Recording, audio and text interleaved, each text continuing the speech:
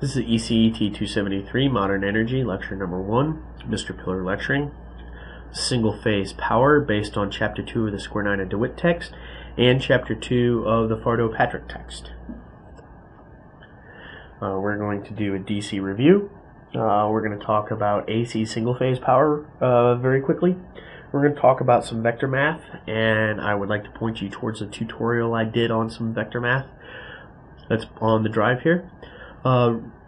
Then we will follow up with a discussion of what real reactive and apparent power is in an AC system. Alright, so DC circuits. Inductor and capacitor added into a DC circuit, we're going to assume steady state. So what is the resistance of an inductor? Well, you got to look at what an inductor is comprised of. An inductor is a coil of wire wrapped around a core. That core could be what we call an air core. More likely it would be a ferrous core or an iron type substance core, steel, iron, something magnetic. It could be wrapped around a piece of plastic also, if that's part of the design. A capacitor is two plates, one side being more positive than the other, separated by an air gap of some kind.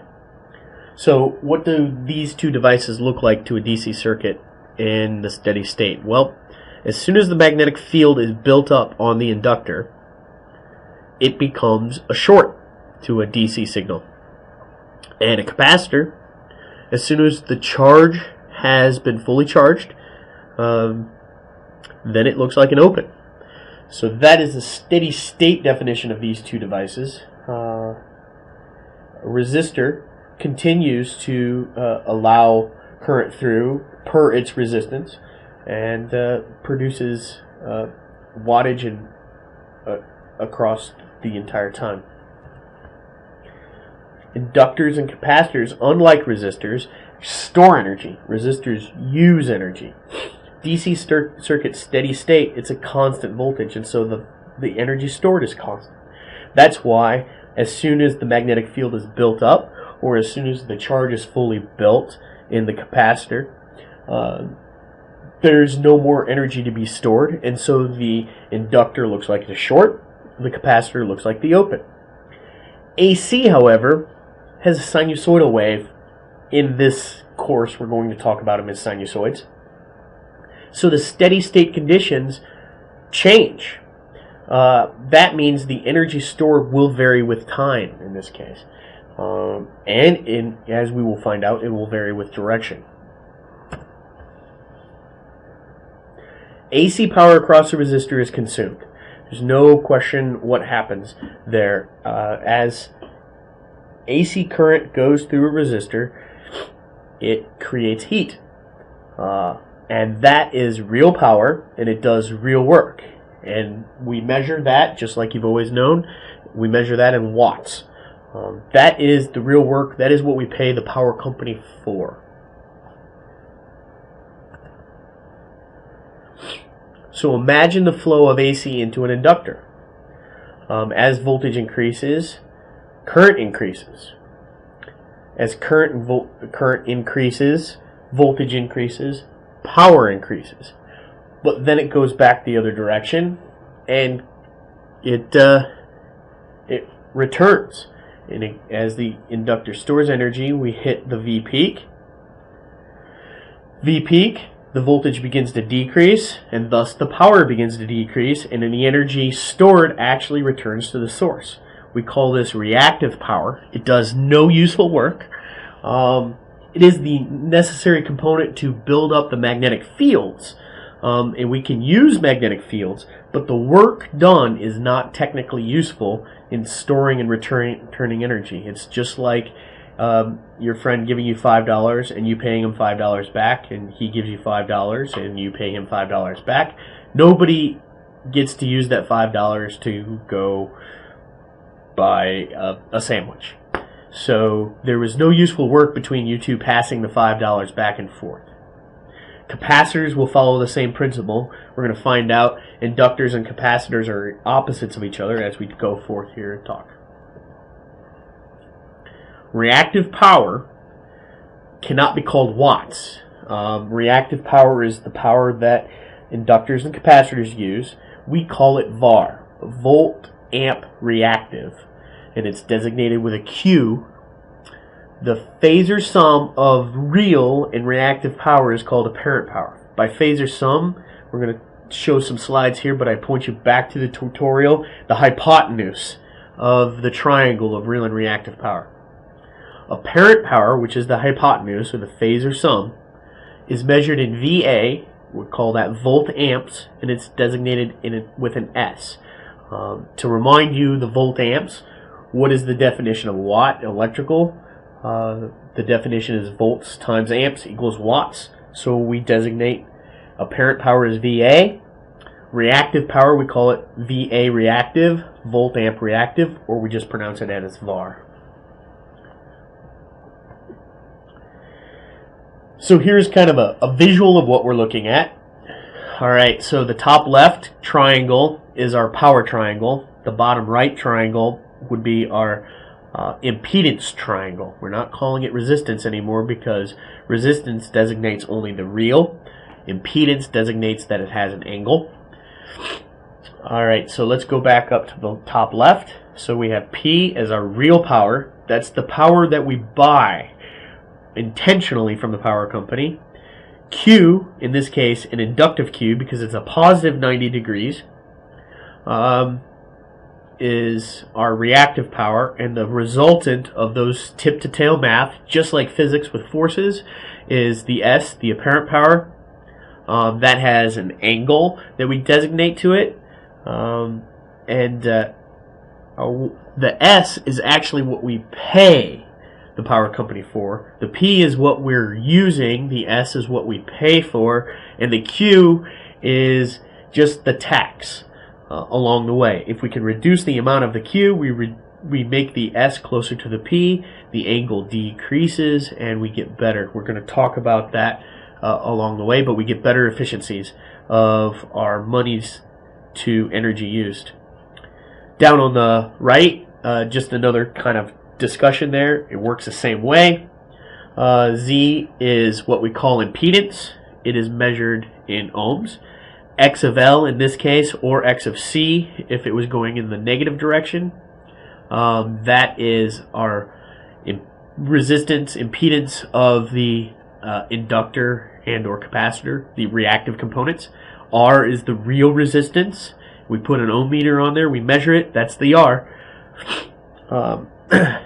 I showed you some calculations here in the bottom left. X of L is equal to 2 pi FL. X of C is equal to 1 over 2 pi FC. For the purposes of this class, unless I tell you different, we assume F is equal to 60 hertz. That is the frequency of the United States power grid. And again, those are measured in ohms, and we just use the regular ohm symbol. However, I want to make note, you write that in complex form or polar form, rectangular form or polar form. You have the real plus the J reactive, or you have the angle of the resultant and the magnitude of the resultant for polar form. Here's where I'm going to tell you to please go to your calculators. Go to your user manuals of your calculators and look at rectangular and polar notations. Figure out how to transfer between the two. It will make your life much easier for this course.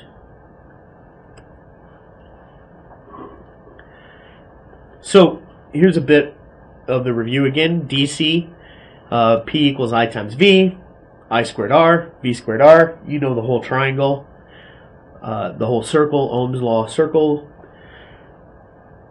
So apparent power doesn't quite add up that way. We can use those same type of calculations. However, we have to take not just the magnitudes but the angles into consideration. Inductive loads, the current lags. Capacitive load, the current leads. Okay, and I will show you a diagram here. So there's our circuit up top with a purely inductive load. Waveform A being the voltage. We begin at the zero cross there, and we cross in the center point at 180, and we come back at 360. So 90 degrees after the zero cross of the voltage, the current crosses. So it lags by 90 degrees. It happens 90 degrees after the voltage. And then in the shaded waveform, that's the power. Equal on both sides. So when we are at the peak of the voltage, we are at the zero cross of the current. So peak times zero is 0. So that's why power crosses out there at 0. So that's how you can see all of my positive negates out all of my negative, and it adds up to a total usage of 0 power of that power waveform. That's why reactive devices serve no useful power for me. It cancels each other out by me passing the $5, my friend passing $5 back to me, back and forth and back and forth. We share the $5, but it doesn't go anywhere except for between us.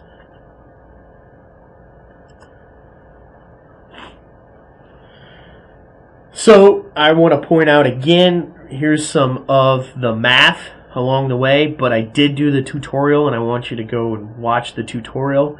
Remember your trig identities, sine, cosine, and tangent. It is very simple. It's not just true for the power, but it's true for current, and it's true for resistive functions. Now, I want to point out when your S is a positive angle and your Z is a positive angle, that means you're working with inductors, but your current will be a negative angle because it lags by 90 degrees. So your triangles will be power up, resistance up, current pointing down. If we are talking about a capacitive circuit, your power will be towards the negative angle, your Z will be a negative angle, and your current will be a positive angle because your current will lead and happen 90 degrees before the voltage. And I'm going to leave you with this slide. Go ahead and write down those equations. There's your rectangular format for your S or any of your resultant values. If you're looking for purely magnitude, you can use Pythagorean theorem. A squared plus B squared equals C squared. We can use your trig identities. P equals S cosine theta, Q equals S sine theta. But again, just superimpose those with your hypotenuse, your opposite, and your adjacent. FP we're going to talk about a little bit later, but that's your power factor, and it's the ratio of your power, real power, to your apparent power. That tells you how efficient you are in actually utilizing the most of your energy. You're going to always have some Q, but you want to reduce it so that FP is close to 1. Tangent theta is also the ratio of Q over P, but again, that's a trig identity. So again, this is John Pillar, Lecture 1, and thank you very much.